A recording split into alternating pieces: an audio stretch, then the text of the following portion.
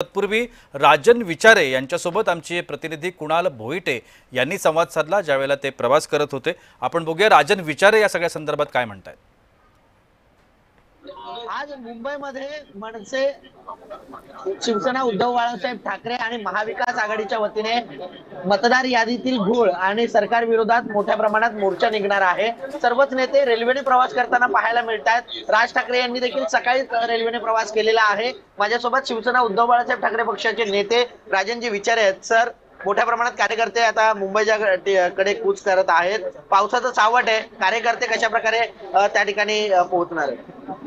मला वाटतं पावसाचं सावट जरी असलं तरी मला वाटतं शिवसैनिक असेल किंवा मनसैनिक असेल ते पावसा दिवसाला या उभ्या वादळात उभं कसं राहायचं हे हिंदू हृदय सम्राट शिवसेना प्रमुख बाळासाहेब ठाकरे आणि आमचे गुरुवर्य धर्मवीर आनंद साहेबांनी आम्हाला शिकवलेलं।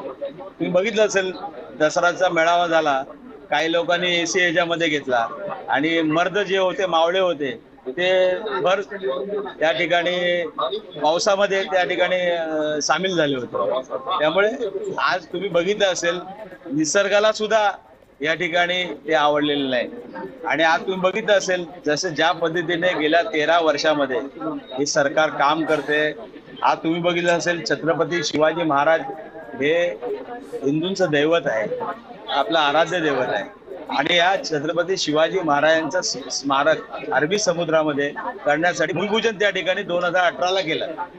परंतु आज बीजेपीचं कार्यालय मात्र त्या ठिकाणी 8 दिवसात परवानगी मिळून कामाला सुरुवात झाली। हे काय चाललंय तुमचं? आज जे काय चाललंय ते मला वाटतं हे स्वतःचा फायदा करता सर्व चाललंय। आज शेतकरी हवा दिलाय, सर्वसामान्य जनता हवा दिलाय। आज तरुण वर्ग जो आहे, नोकऱ्या मिळत नाहीत, हे उद्योगधंदे सर्व गुजरातला गेलेले आहेत। आज तुम्ही बघितलं असेल आज ज्या पद्धतीने आज तुम्ही बघितलं असेल एका महिला डॉक्टरने त्या ठिकाणी आत्महत्या केली आणि आज तुम्ही बघितलं असेल की त्याला पाठीशी घालण्यासाठी, त्या गुन्हेगारांना पाठीशी, मला वाटतं त्यांना क्लीन चिट देण्याचं काम गृहराज्यमंत्री करतायत आणि मुख्यमंत्री करतायत। त्यामुळे ही बाब जी आहे ही मला वाटतं निंदनीय आहे आणि आज लोकशाही वाचवण्यासाठी हा सत्याचा मोर्चा त्या ठिकाणी आपण काढलेला आहे। सर, आज मोर्चामध्ये अनेक नेते जे आहेत ते भाषण करणार आहेत, मात्र शिवसेनेच्या एका नेत्याची कमतरता आहे। संजय राऊत हे काही तब्येतीच्या कारणास्तव या मोर्चामध्ये सहभागी होऊ शकत नाहीयेत। कुठेतरी कमतरता वाटते संजय राऊतांची? नक्कीच हा आमचा घाण्या वाघ आणि आज तुम्ही बघितलं असेल सकाळी सामना वाचायचा आणि सामना वाचून झाल्यानंतर 1-1.5 तासाने 9, 9:30ला तुमच्या माध्यमातून संजय राऊत संपूर्ण देशाला या ठिकाणी एका ह्याच्यामध्ये मला वाटतं दिवसभर तीच चर्चा चालू असायची। मला वाटतं अशी जी माणसं आहेत या ठिकाणी पक्षासाठी लढतायत आणि सर्व त्रास सहन करून आज हे करतायत।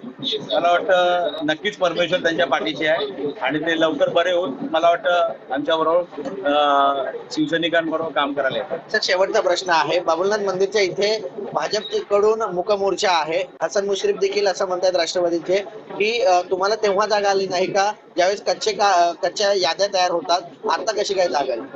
मला वाटतं हसन मुश्रीफ ना जो काय आता जो साक्षात्कार झालेला आहे, मला वाटतं ते त्या सत्तेत जाऊन बसल्यानंतर त्याला साक्षात्कार झालेला आहे। आणि तुम्ही बघितलं असेल या यादीच्या बाबतीमध्ये लोकसभेला मी पहिला माणूस होतो की त्या ठिकाणी या बाबतीमध्ये 2024च्या लोकसभेच्या निवडणुकीच्या वेळेला 1,61,000 एवढ्या नावांची दुबार नावं आणि बोगस नावं त्या ठिकाणी आम्ही काढून इलेक्शन कमिशनरला त्या ठिकाणी ती प्रेझेंट केली होती, पुराव्याने केली।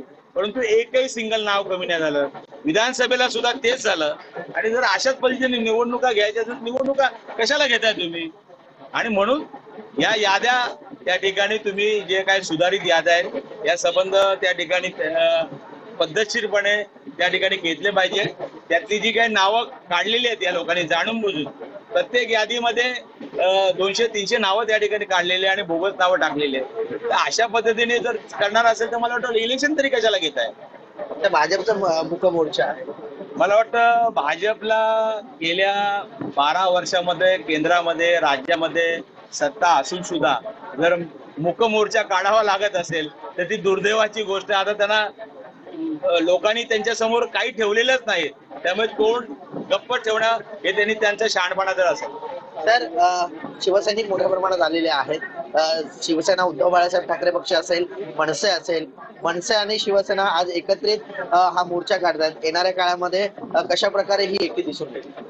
बघा, जेव्हापासून उद्धवसाहेब आणि राजसाहेब एकत्रित येऊन अनेक मोर्चांना आम्ही सामोरं गेलेलो आहोत. हे मनोमिलन फक्त कार्यकर्त्यांचं नव्हे, तर उभ्या महाराष्ट्रामध्ये लोकांना हीच अपेक्षा होती की महाराष्ट्राला खऱ्या अर्थाने एक योग्य दिशा जर का आपल्याला बघायची असेल, योग्य दिशेवरती जायचं असेल आणि महाराष्ट्राची उन्नती जर का बघायची असेल, तर यांनी एकत्र येणं खूप गरजेचं होतं. त्याच पद्धतीचं वातावरण सध्या आहे. असत्य जिकडे आहे तिकडे लाथ मारून सत्याची शोध घेण्याचं काम सध्या ह्या दोन्ही पक्षांकडनं होत आहे आणि याला मोठ्या पद्धतीचा प्रतिसाद सर्वसामान्य कार्यकर्त्यांपासून घेऊन सर्वसामान्य लोकांपर्यंत एकत्रित येऊन सत्याचा शोध घेण्याचं काम सध्या चालू आहे. नक्कीच एकंदरीत पाहायचं झालं तर हा मोर्चा जो आहे तो चर्चगेट पासून सुरू होणार आहे आणि मुंबई महापालिकेच्या या ठिकाणी मोठ्या प्रमाणात सभा देखील आयोजित करण्यात आलेली आहे आणि सर्व जे कार्यकर्ते आहेत, नेते आहेत, हे रेल्वेने प्रवास करताना आपल्याला पाहायला मिळतात. जय महाराष्ट्र न्यूज, ठाणे.